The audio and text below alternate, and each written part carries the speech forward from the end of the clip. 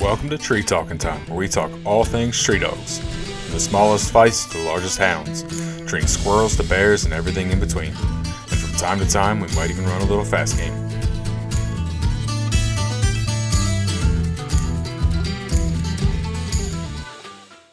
So I'm here today with Bradley Dammerman of Idaho Whitetail Guides. If you're not familiar with Bradley, you'd wonder what in the world I'm talking to a whitetail guide for, because, we talk hounds on this podcast.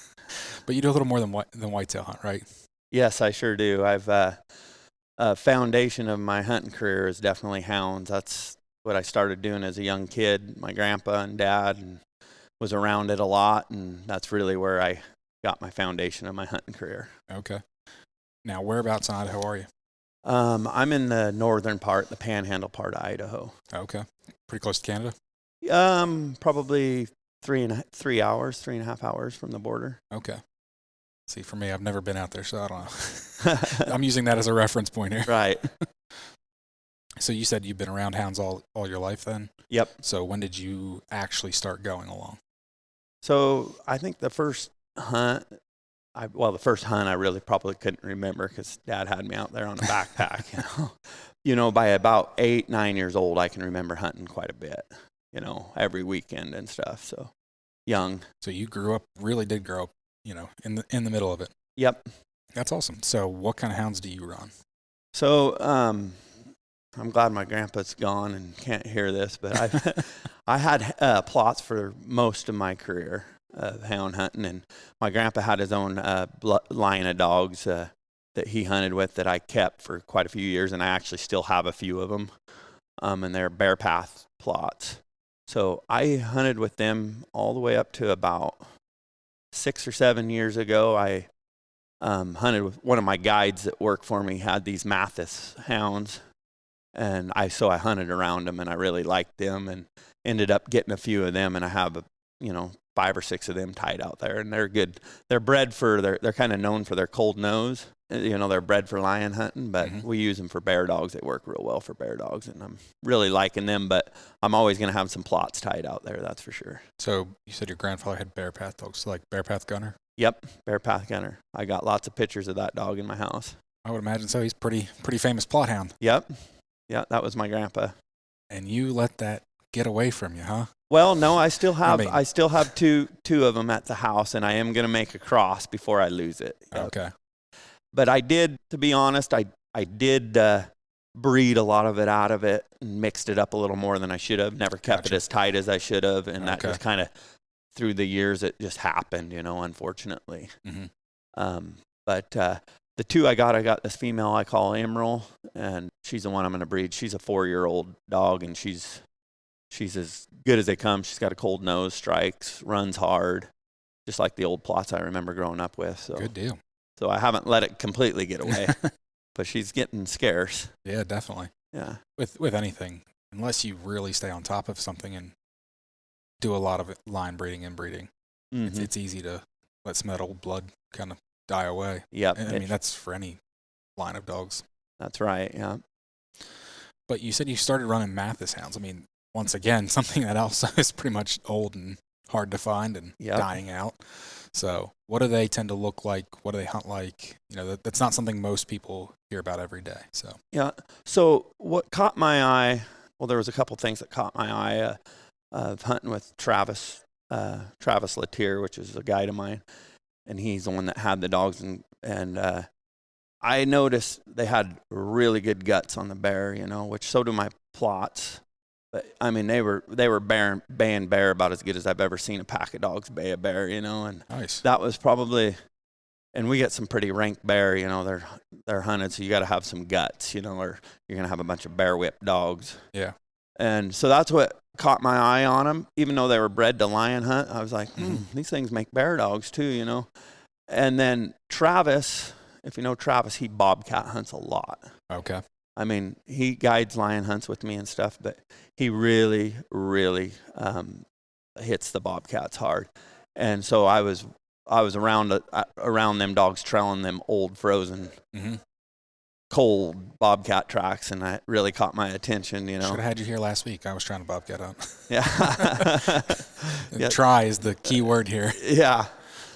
But So the cold nose and like I said, I grew up with the bear path were cold nose dogs, and but that and the guts on the bear is what caught my attention. Okay. That's what really, and like I said, my grandpa would be rolling over in his grave, I think, if he knew that I had anything but plots. But now, how did your grandfather get into plots? He got into it. He actually started out with walkers, I know. But I think he was in the military, and he started late. He was like 40 years old or something when he actually got into them. But he started out with walkers, and then I'm not exactly sure what switched him onto plots. I think that's Steve Hurd. Okay. Have you heard of him? Yeah.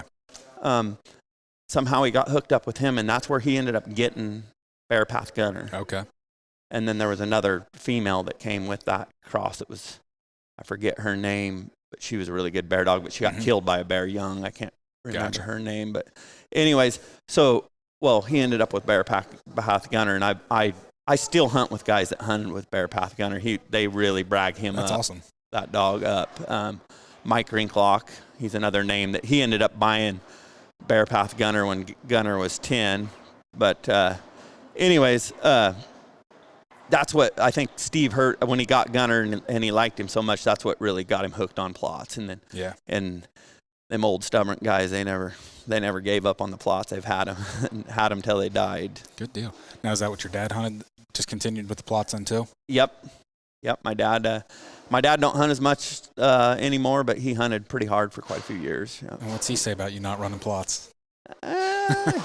He wasn't as bad as I thought, but I can tell when he comes out and looks at my kennel, he wants to look at the plots I got tied there, not the other ones. That's for sure. For everybody listening, sorry, we are at the Great American Outdoor Show once again, so you're going to have some background noise. We tried to find a quiet spot, but no matter what, there's people everywhere, so right. Definitely better than the floor where all the exhibitors are. Yes. It's busy out there. Yeah. So how many hounds do you have right now? I have 11 of them. Okay. And you said the 2 are plots, and then the rest are the Matthes. Yep. Okay. And they do have a couple of the Matthes I got have a little running dog mixed in there too as well with them. Okay. Running walker. Gotcha. Now. And I ended up getting the Matthes dogs is how I ended up. I never really finished there, but there's a guy in Wyoming, John Long. He's another outfitter. He actually ended up with some frozen semen. Okay. So the dogs I got were actually out of some old frozen semen that this guy had. Oh, wow. Laying around. So that's awesome. Yeah. I was going to say, 'cause I honestly haven't heard of anybody with a Matthes dog. I mean, I'm not saying I'm well connected, but you sit around and look on Facebook or whatever. You don't see too many guys going, oh yeah, I've run Matthes Hounds. Right. Yeah. And that's why, because I just lucked out, and he had the first one I call Mallory, and she's a female. She's without looking, I don't know. I want to say about 6 to 7 years old, something like that. And she. So this has been a fairly recent transition then. Yes, this has. Yep. Gotcha. Mallory was the first dog I ever owned that wasn't a plot. Obviously, you must have thought pretty highly of her. Yeah, and I got her, and she is a dandy. Let me tell you, she's a bear dog. She's a cat dog. She does it all. She's actually, she don't have a tail. If you ever looked at any of my pictures, she's the one without a tail. Was she born like that, or? No, a bear got her. Okay. Bit her there in the back, and I've had dogs in the past, that got bit there in the back by the tail that broke the tail, and it just kind of lays flat and limp. Yeah. And there's no muscle there to move it. Gotcha. And then it seemed like it was slow healing, and like 8-9 months later they'd start wiggling and come back, but hers never come back, so it was causing her problems, and then the vet ended up just having to cut it off the rest of the way. Gotcha. Yeah, unfortunately, hunting accidents happen. Yep. Which obviously you're no stranger to, because you also have a 3-legged dog. Yep. Gatling gun. How did that happen? That was a bear bite in the front leg, and it was a mean bear that we'd been baying all day long, and I actually had a tag, so I was actually trying to kill it, but it ended up biting him in the front leg, which most of the bear bites, anybody that's been around it a lot, are usually kind of in the back end. But however, this one got him in the front leg, and it bit him in the front leg and broke his leg. And I knew it was broken right away when I got to him. And it was dangling there. And old Gatlin, he was still trying to bay the bear busted leg, and Gritty anyways, plot. I got him put up and I realized it was pretty bad. Well, we're probably 3 hours from a vet. Like I'm camping. I have my camper and the whole family on this trip, and we do every year, and I take all the dogs and we hunt. And anyway, so we finally get the dogs off this mean bear, and I'm heading to the vet, and I get him to the vet, and I'm pretty worried because it's busted, and I can see it's busted. But the first vet I took him to, and it was on a Saturday, so there was somebody at the front desk. She said, "Oh, we can fix this," because I was pretty worried, Rightfully and so. she's like, "We'll put some plates in there or something, and I'll have the surgeon call you later. He's out." I think he was out putting hay up or something, I was like, fun. Oh, I like this vet already, because it wasn't the vet I normally go to, because I just had to get him to the first one. Anyways, he calls me and he says, "Hey, Bradley, I don't want to touch that leg." He says, "All I could really do is cut it off." And I was like, "Really?" I said, Your girl there at the front desk said you save it. She x-rayed it and everything. He's like, "I know it." He said, "But it just doesn't look good. I don't think I want to." He's like, "The chances of it taken is not very good." And I said, "All right, well," I said, I'll think about it here for a second." And I was bummed, I was just sick to my stomach. And I said, "Well," I was talking to my wife there. I said, I wonder if he's just too busy putting hay up or something. He just doesn't want to deal with it. I said, "I've got to have another opinion. I can't do it." And so we were going to take him to another vet. But anyways, we went back in, and my vet we called there, and he just happened to be on vacation. Okay. And I've had dogs to him a lot, so I really trust him and stuff. And so we asked that vet, is like, "Is there any way you can get a hold of him on vacation?" And they're like, "We could try." They kind of acted. I was like, "I know it's a lot to ask, but if we could email him the x-rays and somehow he could look at it." Yeah. She's like, "Well, I'll see what I can do." And I bet it wasn't 10 minutes later, that vet called me back on his vacation. Wow. And he was willing to take a look at the x-rays for me. And anyways, he looked at them and he got back to me within an hour probably after that. And he said, "Brad, I wouldn't want to touch it either." He says, "It's bad." Yeah. He says, you're going to have to cut it off." And even then I was still in denial. And I said, "Let's call the university. They're usually pretty spendy and stuff." Oh yeah, definitely. So we called them, and we had the x-rays sent to them, and they looked at it, and they called us back and they said, we're willing to try it for $10,000. Whew. And we don't know for sure if it, depending on the nerves, like, they didn't know how much nerve damage there was, if it would even take. Wow. And that put me I just couldn't spend $10,000 on a maybe. Yep, on a maybe. And so I looked at my wife, and as bummed as I was, because this dog is just a dandy plot. And I just said, "Well, I guess we'll just keep him on the front porch there and let him live out his life there. And he can hang out on the porch, and he'll just be kind of the house dog around and stuff." And anyways, he healed up pretty fast, really. They cut it off and healed up pretty fast. And he's out there barking every breath and jumping around. And I was like, I'm going to take him, And I started hunting him, and I'll tell you what, he's still now on a hard bear race, and half an hour goes through, and you can start seeing him drop back quite a ways. But I mean, he's in it for a good half an hour, and if they stop and fight, he's right there baying just like he ever used to. That's awesome. And he still strikes. He was a really good rig dog too. So my boy beats him around and strikes bears with him. So that's awesome. And I know a friend of mine just his dog fell out of a tree, and same kind of thing. They actually did patch it up, and then it never healed right. And so ended up taking it off later. But he's like, he doesn't stay with the race, but he'll still make it to a tree. That's awesome. Yeah. Yeah, they're tough. I had one vet tell me that I took deer hunting. He says, "God just blessed them with that fourth leg. They don't really need it." Yep. But that's crazy that your vet, I mean, that's just a testament to you having a really good vet that, your vet's willing to take a look at your x-ray and let you know while he's on vacation. So I know it. I really appreciated that. So yep. I know most guys would love to have a vet like that. I know I would. They're tough to find. A good vet's tough to find. Any houndsman knows that. Yeah. Definitely. So I'm lucky there. So what's the rest of your pack look like? You got Mallory, you got Gatlin. I got Mallory and Gatlin and Tom. Those are probably in the same 6 year.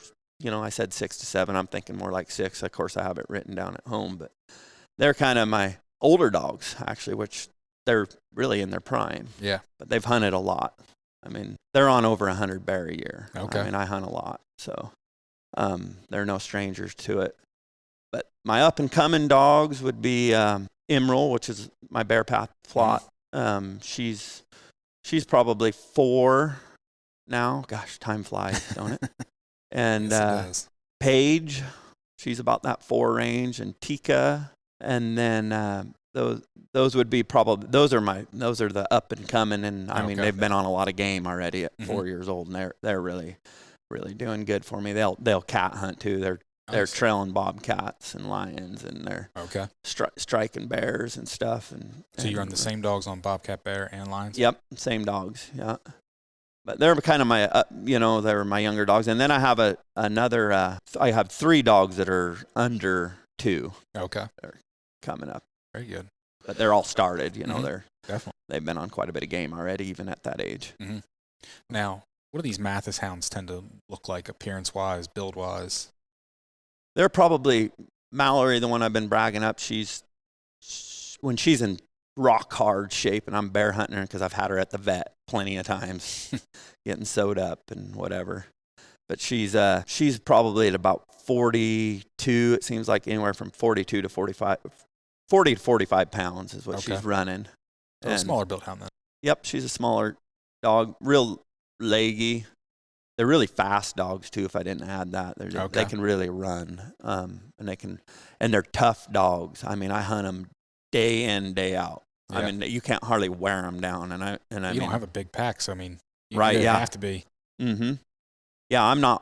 Mallory, I hunt her every day because she's kind of one of my main dogs. I mean, she goes almost every time. Gotcha. And I mean, I can bay a bear for 6-7 hours, and she's jumping ready to go the next morning. She's tough dogs. They're really tough.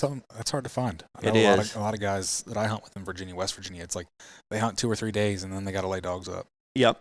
And that's even if they can hunt 2 or 3 days. Sometimes some of their dogs, you hunt a day, you lay it up for a day. Hunt it a day, lay it up for a day. Yep. Yeah. And even some of my old plots that I've been talking about, they're tough, but you hunted them hard for 4 or 5 days and they needed a day off. Yeah. And of course, Mallory, I say that, I got to get them in shape first, and then I can start hunting them every day. But they never really seem to get too far out of shape because, I'm cat hunting or bear hunting. Mm-hmm. So what's your season breakdown look like across the year? Like, since you said you run a lot, so what's that look like? So I'll start hunting around, so there's some units that are open around April 15th, and I'll hunt clear till the end of July. Okay. So from April. And if my wife is here, she'd vouch for me. I might miss 5 days of hunting in that entire span. Mm-hmm. Then we have a fall season that opens September 15th and goes to October 10th. Okay. Which I don't, as being an outfitter, I'm really tied up that time of year. It's kind of a bummer because I love to hound hunt. I'm kind of tied up doing elk hunts. Yeah. But I still usually get out a week or 2 that time of year. Okay. And then I do run a few bear hunters, but I have Travis, my guide, that does them that time of year. Okay. So lots of bear hunting. Mm-hmm. And then I'll start cat hunting like December 3rd, clear till the end of March. Wow. Got a nice long cat season then. Yep. So you do get to hunt a fair amount of the year then. Yep. We have a really good, there's no excuse not to have your dogs on a lot of game by the time they're 2. Yeah. Especially when you get to do this for a living. Right, yeah. Living the dream of most houndsmen here. Yeah, and that's why I was logging before this. I logged for 14 years, so I worked under a high lead line machine and stuff, and I hunted hard. But when you got a full-time job, to have a good pack of dogs, I mean, you have every second of your free time. Yeah, definitely. You're hunting, and that's tough for guys. So my wife knew that my passion was hunting with the hounds, and I had to find a way to hunt more. Mm-hmm. And that's why I ended up buying an outfitting business. That's awesome. So I could hunt with my dogs more. That's awesome. Mm-hmm. Like I said, that's definitely the dream of a lot of houndsmen, trying to figure out a way to make this a living. Yep. Hunting dogs. Right. Now, in addition to guiding, one of the ways that I actually found you, besides being here at the Great American Outdoor Show, is I found your YouTube channel a while back. Mm-hmm. You produce a lot of videos of your hound hunts. Mm-hmm. So what got you into that? I don't know. I was just kind of sitting around, and I never had, where I live it's not off the grid, but our cell service, it was a really crappy cell service, and we had internet, but I mean, it's slow. Well, I never really watched all these YouTube channels. You know, I never had good enough internet. Well, we got this Starlink internet. I don't know if you heard about it a year or so ago. And I could start watching these YouTube channels. So that's when I really started seeing, oh, these guys are cool. Yep. And I actually took Dirk Durham, and I don't know if some of you guys might know, but Dirk Durham and Jason Phelps are Phelps Game Calls. Okay. I took them hunting. Well, they were always filming their hunts. So that kind of got me, well, shoot, why don't we do that, you know? And I got a few buddies, and we bought some of the camera, not real expensive stuff, but some of the cameras that we needed, and we started filming. We're learning on the fly, so I'm trying to learn it, and I'm not a computer guy, let me tell you. But we kind of learned on the fly, and we're trying to edit it, and we're kind of having fun with it. I didn't video any cat hunts this winter yet. Okay. I do have some on that channel.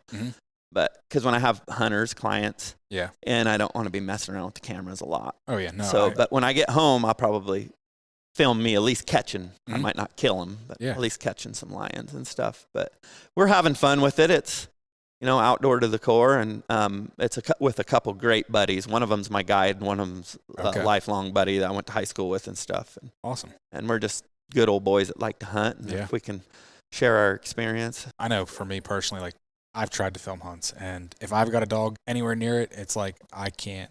I just don't do a good job of it. Yeah. That's why I just started taking pictures. I'm like, I can carry a camera and take pictures. Right. The filming thing, I've been struggling with. I've been trying to, but So yeah, I commend you on that, because, like, thank you. You know, there's some good videos. Yeah. That's how I saw, you know, that your Gatlin dog has 3 legs. Yeah. And everything. So I'm like, Gatlin actually caught a bobcat by himself, on, like, literally with no other dogs with 3 legs. That impressed me, you know. And definitely. I catch a lot of bobcats. Yeah, no, the filming, it is kind of it really is my hat's like, I didn't think it was that big a deal until I started doing it. But my hat's off to some of these guys that are filming, because, you know, I'm usually, you know, I'm the guy with the dog, so I'm thinking about, you know, not forgetting the tracking collars and all the stuff, the handheld radios and all the gear that goes with the hound hunting, as you know. I'm all trying to remember that. And then you add a bunch of camera gear on top of that. And then, holy cow, I got stuff strung everywhere. It is tough. Exactly. To self-film, especially. Definitely. Now, I'm sure as being a guide and doing this for, you know, just the fact that you've hunted all your life, you've got some good stories. So I need some good stories. Well, I could tell you a good story that I just had real recent. Okay. Because it's fresh on my mind. So the first 2 lion hunters that I had this winter went real smooth. You know, I think like day 3 we had him a nice tom lion caught. But my last hunter I just had didn't go quite as smooth. So unfortunately, those are the memorable ones, though. Right, and like I said, it's fresh on my mind because there is a lot of hunting stories. But this one was a first for me. I found this on the first day of his hunt. I found a lion track right off the bat, and I measured it, and so I knew it was a tom that we wanted to try to catch. It was it measured. I measure their stride and stuff, and this one was measuring 42 inches, excuse me. And so that's a nice tom. Out of curiosity, because I've never line hunted. So what stride do you look for? So what I'm looking for as a guide, I don't shoot females. We legally can, but I'm a houndsman, so I don't want to kill everything, you know. And I don't take a lot of hunters on the lion hunts. I take 6 now because I just bought a new area that I'm going to be running some cat hunters. So I'm bumping it up to 6 guys a year. But the boys I grew up hunting with, they don't shoot female lions. We just don't. That's how I was raised and stuff. And so I've never shot a female, and I've stuck to my guns on that. And I think it's made me really, in 10 years, I've sent 4 guys home empty-handed. That's not bad at all. Yeah, so the odds are pretty good. And that's because I'm not working over the females. And there is some local hound hunters around that are really good about, they hunt and they'll kill a nice tom, but they're not killing the females. And it really, you start shooting the females, it won't take long I've seen our population go downhill fast, before. I'm sure. Anyways, back to the stride. A female, you measure 3 tracks, and you might have to do this 3 or 4 times, try to get it like walking down the road or something kind of flat. Nice and clear. Yeah, and you'll measure 3 tracks, and you'll measure from the front foot and then go 3 tracks and measure to the front foot or the back to the back. Okay. However you want to do it. And a female will hardly ever measure over 36 inches. Okay. So you're pretty much, and I can look at their toes. I've done that long enough that I can usually tell anyways, but I'll always throw tape on it. And a female's never going to measure over that 36. I did measure one over 37, which was rare. But so if you're in that 36, 37 mark, it's 90% sure it's going to be a female, you know. Okay. And then a tom, you know, you start hitting that 38 inch to 42 to 43 inches, and you're a tom. So gotcha. I like to look for that 40 inch to 40 to 43 inch stride, you know, and I know it's a good cat, you know, a good mature cat. So anyways, I'd found this track right off the bat, and I knew we had some weather coming, so we kind of lucked out, but it was 3 days old, you know, and it real bad conditions. And I got dogs that would trail the right track. Yeah. A couple days old if we had good conditions, but I seen the track in like 4 different places, you know, and then there wasn't no snow and stuff, but we had a lot of snow coming. Anyways, we just get dumped on, but I kind of know where this cat is. And so I circle it every day for like 4 days. And finally it comes out of there, but it snowed a bunch, you know, snow's waist high now. Jeez. But anyways, I get snowmobile in there, and I'll kind of speed the story up, but we get it caught anyways, you know, I get the dogs on it and get it treed, and I know it's treed. So I get my hunter in there, and it's only like 500, 600 yards, but it's steep. It's uphill and stuff. And you guys know, any houndsman knows that 500 yards on a GPS seems a little further than you'd think, you know, sometimes, especially when you're going uphill. But anyways, and a super nice hunter that I had, and I get him up there, and he's sweating and stuff, and he's going to shoot it with the rifle. And anyways, I've done this long enough that I've tracked a lot of wounded cats, and I don't like to do that. So I'm telling them, you know, let's calm down. It's not going anywhere. If it does jump, we'll tree it again. Don't worry. Yeah. You know, and trying to calm him down like I do, and got to get all my dogs tied back and stuff. And anyways, I get all the dogs tied back, and we can see the cat really good. It's not that far up, but there's nowhere to like lean up against a tree and shoot it, you know. Okay. And I'm like, well, do you think you can shoot it offhand? Which I don't hardly ever do. But he's like, I think I can. I think I can shoot it offhand. And I'm like, well, only if you're comfortable with it. If not, I'm going to beat on the tree and try to get it to move around, and you know, either it'll jump or it'll move around or something and get a better shot. Well, no, I can shoot it. Well, anyways, he shoots, and it hits the ground and runs off, you know. I'm like, oh, of course. Yeah, I'm like, I'm hoping it's just going to be laying down here like 40, 50 yards, you know, and it's just a cloud of snow, you know, that flying out of the trees. So anyways, I'm like, well, I'll track it down there, you know. I'm not going to just turn the dogs loose on a wounded cat. Yeah. I mean, I'm not doing it, you know. So I said, well, I'll track it on foot. So I go down there I got a pistol or something, and I just kind of tracking it, hoping I'm going to find it. And I track it 300-400 yards, and I'm like, this ain't good. You know, it's not shot through the lungs anyways. We wanted to hit it. Well, I'm going down through there, and I see the track kind of disappear into this hole down there about 50 yards, and I walk down there. And I get down there, and I realize it's an old grade, like an old road. Okay. You know, it's got 20-foot tall trees in it. Mm-hmm. And I kind of poke my head in there, and I hear it hissing and growling and making all kinds of crazy noises. I'm like, whoa, and I kind of get back, you know. Well, then I realize it's a culvert, you know, out in the middle of nowhere on one of these old logging roads that are growed up. And so, and like I said, there's 4 or 5 feet of snow, so that doesn't help. And anyways, I kind of listen into it, and I can hear it breathing. I think it's going to die in there, you know. So and of course, I'm sweaty from walking through the snow and stuff, and I'm sitting there, and we actually had cell service, which is rare there. So I could send my hunter texts and let him know what was going on. I was like, I got him down here, you know, I think he's going to die. But anyways, about a half an hour goes back. Well, I was sweaty, and it's 18, 19 degrees, you know, I'm starting to get cold, you know.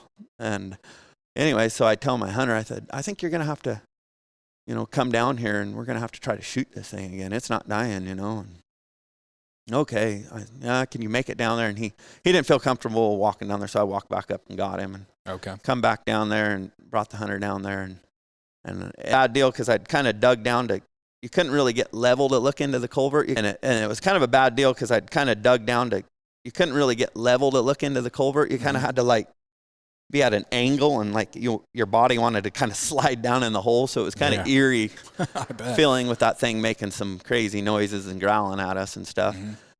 Anyways, to make a long story short, after I calmed him down, because he didn't like that at all, getting down there. And I kind of dug the snow back and got it a little better. And anyways, we ended up getting another bullet in it, and it died. Well, the problem was it died in the middle of the culvert. Oh. And you'd be surprised how big of an animal can fit in such a small culvert. Yeah. You know? Well, one side of the culvert's kind of pinched off or, squished, so you can't come in from that side and the other side. So I said, well, we're going to tie some leashes to me, and I'm just going to have to try to go in there and get this cat. So I had like my pack there. I had like 3 or 4 dog leashes, and we tied it to my boot, and I crawled in there, hands first. There's not room to put your hands on your side or nothing. I just went in like I was diving into a lake or something, and I wiggled my way in there, and there's ice, kind of built down, so it's real slick. And anyways, I get all the way to the cat, and I'm yelling at this guy okay, I got the cat's tail, pull on me, because I'm just like, I can just wiggle a little bit at a time, and I hear him just grunting and pulling as hard as he can, and I'm not moving. And I said, okay, well, just hold the leashes tight, and then I'll pull the cat towards me a little bit, and then I'll wiggle. Yep. Well, every time I pulled on the cat, he couldn't hold me. It just pulled he wasn't tough enough to hold the dog leashes. Well, then I start kind of freaking out because I can't You're stuck. I'm stuck, and I'm claustrophobic and everything. So I start freaking out, and I decide, well, I'm just going to leave this cougar and get myself out of here at this point. Yeah, it's like 15 minutes. Well, I'm going backwards slowly, and I'm trying to get him to hold and help, and it's not going very well for me. Well, then pretty soon, next thing I know, I have my coats like around my head. Yep, riding up. Yeah, and my bare belly is on the ice and on that cold culvert, and I'm starting to get cold, so I'm getting nervous, I was like, this will be a horrible way to die, stuck in a culvert out here. And we're out in the middle of nowhere. There's no way my hunter's getting help for me, you know. But anyways, it took about 15 minutes, but I wiggled my way back out of this culvert, I just left the lion in there, and my hunter's like, we're just gonna have to go, get help and just come back tomorrow. And I was like, that thing will be frozen and stiff, and we'll never get it out of there. Yeah. So anyways, I kind of come up with another plan. I had him wrap the leashes around the tree there, so he could kind of wrap it and hold it from sucking back into the culvert. And I got enough courage and went back in there. And that helped. He could wrap it around that tree, and I could pull the cougar 4 or 5 inches towards me and then kind of wiggle. Jeez. And anyways, I thought I was going to be home early that day. It was late when I got home, but we got the cat. I imagine so. So that was that's my insane. most recent fun story there. Yeah. I don't envy you on that one. I'm sure something like that's not something that you see every day, though. No, I've caught ran a lot of bears into culverts, and I've ran a lot of bobcat into culverts. Oh, yeah, I'm sure. But that was the first time I ever remember having a lion in a culvert. Okay. Yeah. Now, out of the 3, which is your favorite to run? I'm a bear hunter. Okay. I would say bear hunting. That's what my grandpa and dad did a lot, and I just, it's springtime, and the weather's getting nice, and you can hunt more dogs, and I really like to bear hunt. And then it'd probably be bobcat. Okay. After that. In my opinion, it takes a better dog to catch a bobcat. I mean, if you catch a bobcat, cougar are easy, That's what I've heard from numerous guys. Yeah. And I'm there, obviously, because I'm a houndsman, so I like to see good dog work, and so I really like to hunt the bobcats. Nice. Well, I really do appreciate you taking the time to sit down with me. Yeah. Why don't you tell people where to find you? So we have a Facebook page and a Instagram page, Idaho Whitetail Guides. It's Idaho Whitetail Guides. That's what it originated at, and then I bought it, and since then I've added bear and lion hunts with hounds. I have my bear hunts are baits and hounds. Okay. I definitely recommend the hounds, though. That's what you got to do. Exactly. And then we do archery elk and rifle elk hunts. Nice. We do mule deer hunts, whitetail hunts. A little bit of everything. Bobcat hunts, a little bit of everything. Yeah, and we have really nice cabins that I built on my property that you can stay in, or that we put the hunters up in, and so you're real comfortable, and we take good care of you. That's incredible. We love our job. Definitely hope to get out to your neck of the woods in the next couple of years, because I've never been further than, I don't know, Michigan. So yeah, you'll have to come on out and definitely plan on it. You know, put in for a hound permit. Yeah. And bring some hounds and come out and hunt a few days with me. That's the worst part about Idaho. You guys. I know it. The out of state. I mean, I guess for you guys, it's not a bad thing. You guys are limiting all of us out of staters coming in, but yeah. But from an out of state perspective, right? Because you probably would be flooded. Yep. I know it. And it sounds like Idaho, from what I hear, is a houndsman's paradise. It is. I mean, I'm lucky that I grew up there. Mm-hmm. I mean, my backyard, I grew up on 80 acres, and my backyard, no amount of money or anything could have made me happier. I mean, I had thousands of acres were my backyard. Elk bugling, logging roads to hunt your dogs. I mean, it was a lucky kid grew up there. Now I'm watching my boys grow up there, and he's catching beaver and trapping beaver, and he's into the hounds, and it's fun to kind of How old's your son? He's 12. Okay. 12. There you go. He loves to hound hunt. Don't get me wrong. He's definitely hooked, but man, is he a little trapper. He's trapping coyotes and beavers and stuff. I don't let him trap the bobcat. He's not allowed to trap the bobcat. Can't blame you on that one. Yeah. So, well, thank you very much. Yep. Thank you. You can find me on Facebook and Instagram at Tree Talking Media. And until next time, keep them talking in the timber.